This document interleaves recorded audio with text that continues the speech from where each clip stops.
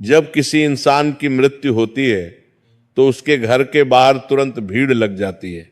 दूर दूर से रिश्तेदार जमा हो जाते हैं, पड़ोसी इकट्ठे हो जाते हैं और घर का आंगन लोगों से भर जाता है। चारों तरफ रोना धोना मच जाता है। कुछ लोग सच में दुखी होते हैं तो कुछ सिर्फ रस्म अदायगी के लिए आंसू बहाते हैं और फिर तैयारियां शुरू हो जाती हैं उस अंतिम यात्रा की जो निकलती है शमशान घाट की तरफ। बांस की अर्थी बनाई जाती है, फूलों से सजाया जाता है और उस शरीर को सफेद कफन में लपेटकर उस पर लिटा दिया जाता है। राम नाम सत्य है, सत्य बोलो राम नाम सत्य है के नारे गूंजने लगते हैं जब वो अर्थी उठती है। और देखिए विडंबना, उस शरीर को जिसे कल तक रेशम और मखमल के गद्दों पर भी नींद नहीं आती थी, जिसे एसी कमरे में भी गर्मी लगती थी, जिसे नर्म तकिए चाहिए थे सोने के लिए, आज उसी शरीर को मोटी मोटी लकड़ियों के ढेर पर बेरहमी से लिटा दिया जाता है, आग लगा दी जाती है।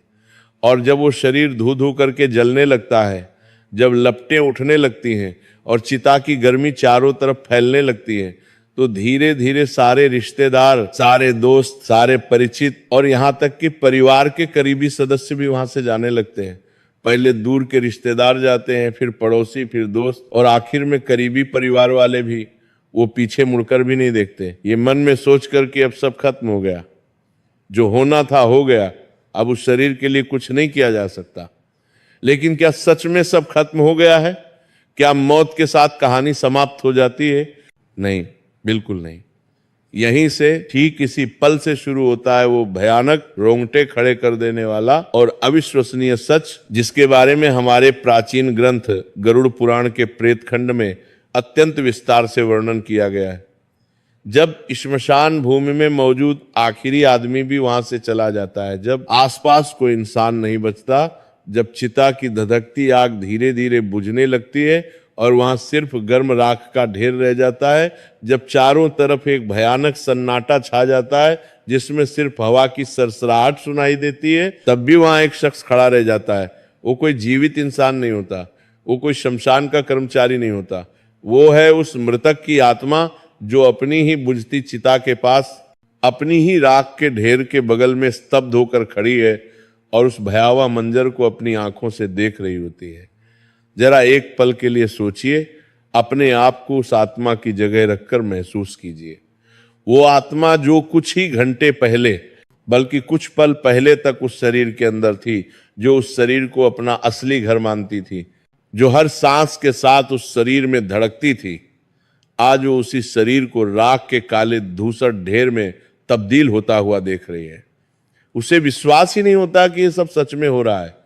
उसे लगता है जैसे कोई बुरा सपना है जिससे वो जागना चाहती है लेकिन जाग नहीं पाए रही। वो सोचती है कि जिस शरीर को मैंने पूरी जिंदगी इतने प्यार से संवारा, सजाया, सुबह उठकर जिसे नहलाया, महंगे साबुन लगाए, खुशबूदार तेल मला, जिसे भूख लगने पर स्वादिष्ट खाना खिलाया, प्यास लगने पर शीतल जल पिलाया, ठंड लगने पर गर्म कपड़े पहनाए, धूप से बचाया, बारिश से बचाया, जिस चेहरे को रोज आईने में देखकर मुझे गुरूर होता था, जिन आंखों से मैं दुनिया देखती थी, जिन हाथों से मैं काम करती थी, वो सब अब सिर्फ एक मुट्ठी राख बनकर रह गया है। वो राख जो हवा के झोंके से उड़ रही है, जिसमें अब कोई पहचान नहीं बची, कोई सुंदरता नहीं बची, कुछ भी नहीं बचा। गरुड़ पुराण बड़ी स्पष्टता से कहता है कि दाह संस्कार के ठीक बाद का 1 घंटा, वो 60 मिनट का समय आत्मा के लिए सबसे अधिक कष्टदायी, सबसे ज्यादा डरावना, सबसे ज्यादा पीड़ादायक और सबसे अधिक भारी होता है। ये वो निर्णायक समय होता है जब आत्मा को पहली बार, एकदम पहली बार ये गहरा एहसास होता है कि अब वो इस भौतिक संसार का, इस ठोस दुनिया का हिस्सा नहीं रही। अब वो एक सूक्ष्म शरीर में है जिसे कोई देख नहीं सकता, कोई सुन नहीं सकता, कोई महसूस नहीं कर सकता। इस 1 घंटे में श्मशान की उस भयानक, दिल दहला देने वाली खामोशी में, उस निर्जन और वीरान जगह पर आत्मा के साथ क्या क्या घटता है, उसे किस किस तरह के अनुभव होते हैं, उसे क्या क्या दिखाई देता है, उसे कौन कौन सी चीजें महसूस होती हैं, और सबसे बड़ा सवाल यह कि वो वहां से तुरंत यमलोक क्यों नहीं जाती, क्यों उसे उस भयावह जगह पर रुकना पड़ता है। सबसे पहले हमें उस स्थिति को गहराई से समझना होगा जब शरीर अग्नि में जल रहा होता है। हिंदू शास्त्रों और धर्म ग्रंथों के अनुसार जब तक शरीर पूरी तरह से पूर्णतः नहीं जल जाता, जब तक उसका एक एक अंग राख में नहीं बदल जाता, तब तक आत्मा के मन में एक गहरा मोह, एक आसक्ति, एक लगाव बना रहता है। उसे लगता है कि शायद, बस शायद मैं वापस इस शरीर में प्रवेश कर सकूं, शायद यह सब एक गलतफहमी है, शायद मैं फिर से जिंदा हो सकूं, फिर से सांस ले सकूं, फिर से चल सकूं, फिर से बोल सकूं। वो आत्मा बार बार बेचैनी से उस जलते हुए शरीर के पास जाती है, उसके चारों तरफ चक्कर लगाती है, उसे छूने की कोशिश करती है, लेकिन आग की भयंकर तपन, उसकी जलती लपटें और यमदूतों का अदृश्य पाश, उनकी अदृश्य रस्सियां उसे उस शरीर में घुसने नहीं देती, वापस धकेल देती हैं। वो असहाय होकर देखती है कि कैसे उसकी त्वचा काली होकर जल रही है, कैसे उसकी हड्डियां तपकर चटकने की आवाजें कर रही हैं, कैसे उसका पूरा शरीर विकृत होता जा रहा है। ये दृश्य उसके लिए किसी प्रलय से, किसी महाविनाश से कम नहीं होता। यह उसकी अपनी आंखों के सामने घटित होने वाला सबसे भयानक अनुभव है। और फिर आता है वो सबसे दर्दन आंख, सबसे पीड़ादायक पल, जिसे कपाल क्रिया कहते हैं। जब घर का कोई सदस्य, अक्सर बेटा या कोई पुरुष सदस्य, बांस के लंबे डंडे से जोर से जलते हुए शव के सिर के हिस्से पर प्रहार करता है और सिर की खोपड़ी को फोड़ देता है ताकि अंदर की गर्मी बाहर निकल सके।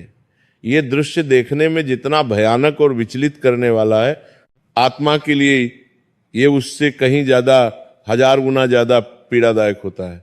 गरुड़ पुराण में विस्तार से वर्णन है कि जैसे ही कपाल फटता है, एक जोरदार धमाका होता है, एक विस्फोट जैसी आवाज गूंजती है जो सिर्फ और सिर्फ उस आत्मा को सुनाई देती है। ये वो निर्णायक, वो अंतिम पल है जब आत्मा का शरीर से आखिरी बंधन, आखिरी डोर, आखिरी नाता टूट जाता है। जो पतली सी डोर अभी तक जुड़ी हुई थी वो भी कट जाती है। उसे एकदम साफ समझ आ जाता है कि अब वापसी का कोई भी रास्ता नहीं बचा, ये दरवाजा हमेशा हमेशा के लिए बंद हो चुका है, अब कोई उम्मीद नहीं बची। लेकिन असली कहानी, असली यात्रा, असली परीक्षा तो इसके बाद शुरू होती है। जब कपाल क्रिया पूरी हो जाती है और शरीर पूरी तरह जलकर राख और खाक हो जाता है, तब हिंदू परंपरा और नियम के अनुसार घर वाले और सभी रिश्तेदार वहां से लौटने की तैयारी करने लगते हैं। शास्त्रों में बहुत सख्त नियम है, एक चेतावनी है कि श्मशान से लौटते वक्त जब आप वापस जा रहे हो तो पीछे मुड़कर बिल्कुल भी नहीं देखना चाहिए। क्या आपने कभी गंभीरता से सोचा है कि ऐसा क्यों कहा जाता है? ये कोई अंधविश्वास नहीं है, इसके पीछे एक बहुत बड़ा, बहुत गहरा और बेहद डरावना कारण छिपा है।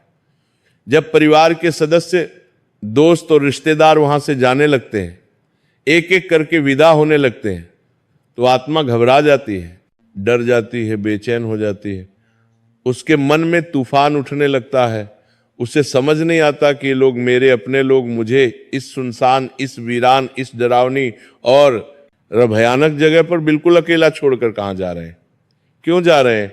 वो पूरी ताकत से चिल्लाती है, जोर जोर से आवाज देती है कि रुको रुको, मुझे भी साथ ले चलो, मैं भी तुम्हारे साथ घर चलूंगा, मुझे यहाँ अकेला मत छोड़ो, मैं यहाँ अकेला नहीं रह सकता, मुझे बहुत डर लग रहा है, मुझे बहुत अकेलापन महसूस हो रहा है।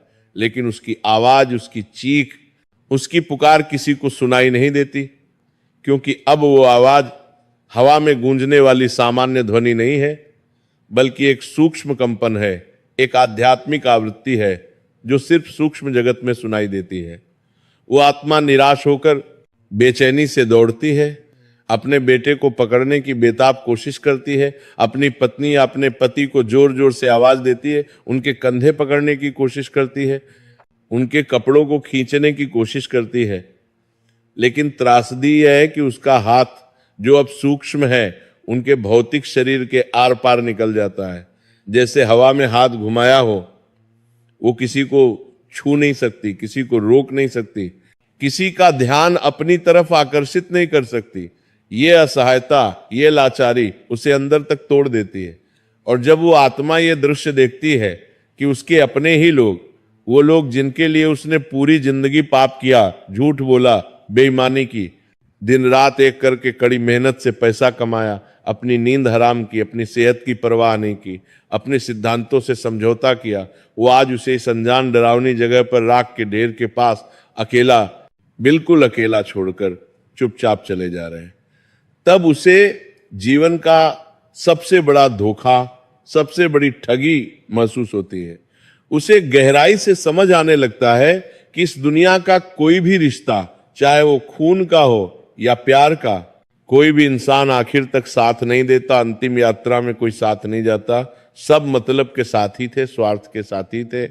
जब तक शरीर था, जब तक पैसा था, जब तक ताकत थी, तब तक सब साथ थे। जैसे ही शरीर ने साथ छोड़ा, जैसे ही मौत आ गई, सबने मुंह मोड़ लिया, सब पीछे हट गए। अब एक बहुत महत्वपूर्ण सवाल उठता है कि आत्मा उस श्मशान की, उस भयावह भूमि में पूरे 1 घंटे तक क्यों रुकती है? वो तुरंत अपने परिवार के पीछे क्यों नहीं जाती, या फिर सीधे यमलोक की यात्रा पर क्यों नहीं निकल जाती?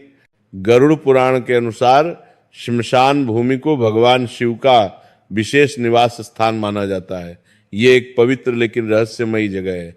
लेकिन साथ ही ये अतृप्त आत्माओं, भटकती हुई रूहों, भूतों, प्रेतों और पिशाचों का गढ़ भी है, उनका अड्डा भी है।